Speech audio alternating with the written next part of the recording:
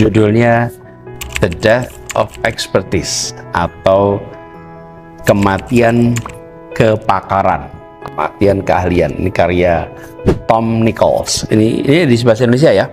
Jadi ini adalah cerita tentang perlawanan terhadap pengetahuan yang telah mapan dan mudaratnya. Teman-teman sekalian barangkali pernah menyaksikan atau merasakan fenomena di mana pendapat ahli tidak dihargai, atau bahkan mungkin pernah ketemu dengan orang yang merasa serba tahu segalanya hanya dengan membaca beberapa artikel di internet. Nah, kalau iya, maka buku ini jadi menarik untuk dibaca sama-sama. Tom Nichols ini adalah seorang profesor ilmu politik.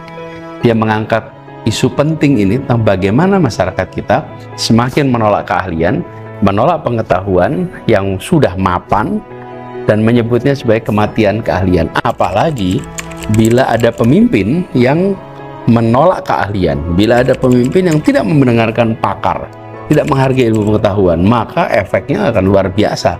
Nah, buku ini menggambarkan fenomena-fenomena itu. Apa yang terjadi?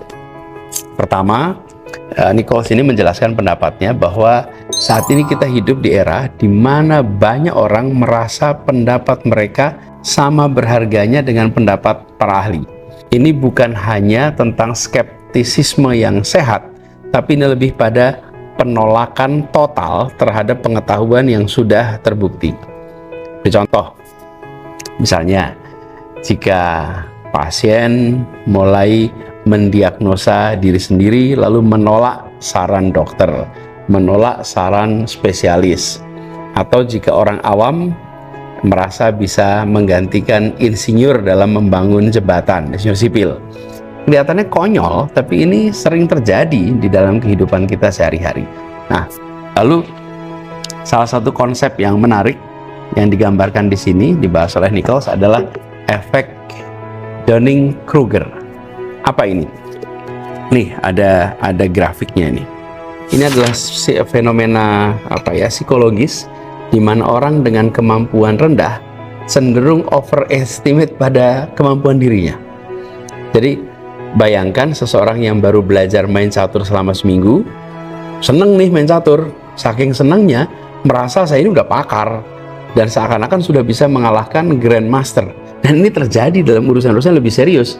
Kalau buat catur kan kelihatan lucu ya, tapi dalam kenyataannya ada yang baru baca sedikit saja sudah berani berbicara panjang, sudah berani melawan ahli yang sudah teruji, dan itu sering kita temukan di banyak tempat. Ini yang vertikal adalah confidence, keyakinan diri ini.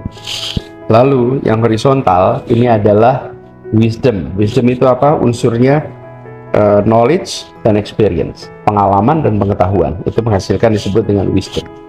Nah, pada saat baru belajar sedikit, itu confidence-nya naik tinggi sekali. Lalu semakin belajar, makin banyak, makin sadar apa yang dia tidak ketahui. Jadi di awalnya merasa yakin betul saya menguasai, makin belajar, makin sadar, lalu confidence-nya itu turun. Kenapa confidence turun? Karena makin sadar ada banyak hal yang saya tidak tahu. Nah, pada saat itu kemudian terjadi proses pembelajaran, dapat pengalaman baru, pengetahuan baru, mulai secara gradual keyakinan diri itu tumbuh lagi, terus gitu. Nah, kemudian sampai di fase ini menjadi pakar. Nah, apa yang sesungguhnya terjadi? Jadi begini, kita menyaksikan ada akses pada informasi yang begitu luas sekarang. Bila dulu sumber informasi itu terbatas, sekarang sumber informasi itu ada di tangan kita. Internet telah membuat kita punya akses pada informasi yang luar biasa.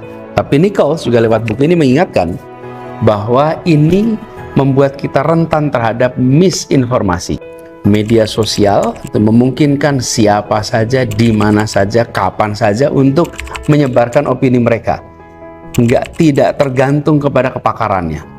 Efeknya, suara pakar yang sesungguhnya sering tenggelam dalam lautan opini yang tidak punya dasar. Ini kenyataan yang kita hadapi hari-hari ini.